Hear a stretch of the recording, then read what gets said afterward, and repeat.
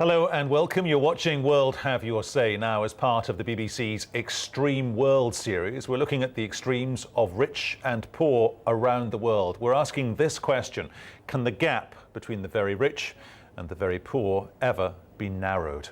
Wherever you're watching, of course, we want to hear from you. This is your program. Here's how to get in touch. Contact us via the blog, worldhaveyoursay.com, or email us, worldhaveyoursay, one word, @bbc.com, or drop us a text on +44 7786 20 60 80, or we're standing by on the phones, +44 20 70 83 72 72. You'll be able to see those details on your screen during the program or via the website.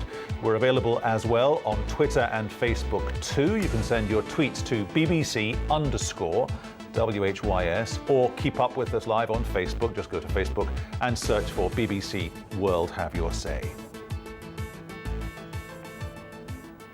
The gap between rich and poor. This is your program, of course. Let's go straight to Delhi and we'll talk to Anjali Kapoor. Anjali, do you think the difference, the distance between rich and poor can ever be made narrower? Well, at least I can talk about in India. It's a booming economy. It's great, but the rich are getting richer and the poor are getting poorer.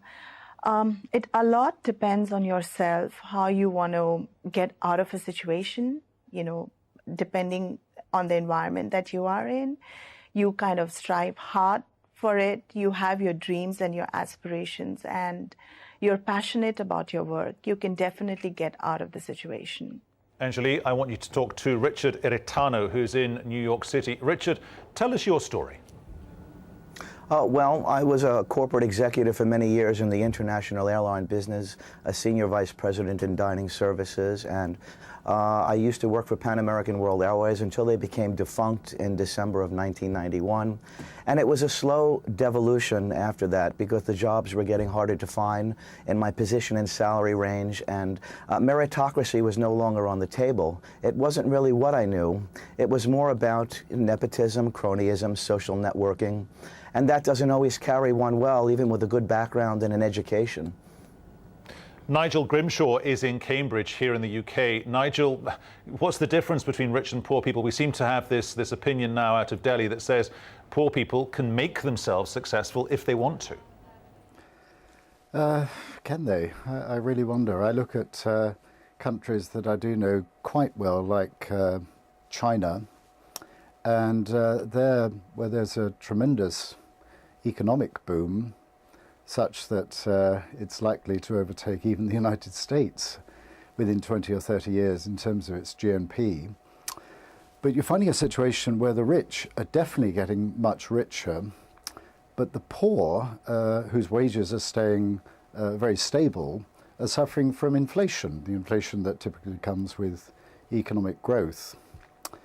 So one just wonders whether that really is the case. Can a poor farmer in northeast China really sort of pull himself up by his bootstraps and find economic success? I somehow doubt it. But I am optimistic. I think that economic progress should certainly presage political reform. But when the economy grows, in due course, political reform and the freedoms which come eventually with democracy will bring a greater level of prosperity for most people. Anjali Kapoor in Delhi, listening to our three-way, four-way conversation now. You have your own fashion label, Anjali, so you're demonstrably not poor. Would you describe yourself as being rich or just comfortable? It hasn't been easy. I started off with nothing, and in terms of like the kind of people that work for me, I started off with like one worker, and today we have 3 factories. We have 4 stores, one in Delhi, one in Mumbai, one in Dubai, and one in Hong Kong, and we have over 700 people employed. The journey has been very exciting but tough. I think the more challenges you have in your life, the more you kind of motivated to work harder. And that's exactly what happened to us. And I love it. I mean, I'm passionate about my work. I am very, very focused in what I am best at. And lots of fashion weeks happened where they were promoting Pret-line. We specialize in couture label. And I never did the fashion weeks because I just felt that wasn't my forte. And I remained focused in what I was best at. And I put my life and soul into it. And, here I am, very happy with what I've achieved. And 5 years ago, we diversified into our own retail marketing, and where we are only available through our own stores. So I thought that was like the best career move we've ever done in our lives. Drop us an email, worldhaveyoursay@bbc.com, or indeed a text on +44 7786 20 60 80. Live on the line now from Yaoundé in Cameroon is Moula Tabot. Moula, I'm hoping here I'm pronouncing your name correctly. Correct me if I'm not doing it properly. But how do you make money? I'm actually graduated from the university, so I'm still under my parents. Like, I still have to depend on them for a lot of money and to take care of my needs. But if it's about my childhood story, then I have a lot to say. Feel free. Pardon? Carry on, Moula. You just jump into the conversation whenever you wish. All right. Okay. So grew up in Cameroon from a very young age. I was born here, and Cameroon is a developing country. So you can't really tell from the things you see if the gap between the rich and the poor can ever be closed. Because I grew up in a very humble family. I wouldn't say poor, but humble, because we had just barely enough to eat, and then we could just provide for the basics and not any luxuries at all. But then when you see how we managed to get out of the situation, then I would say my case is 1 in a million, because I was lucky that my father managed to get a befitting job later in life.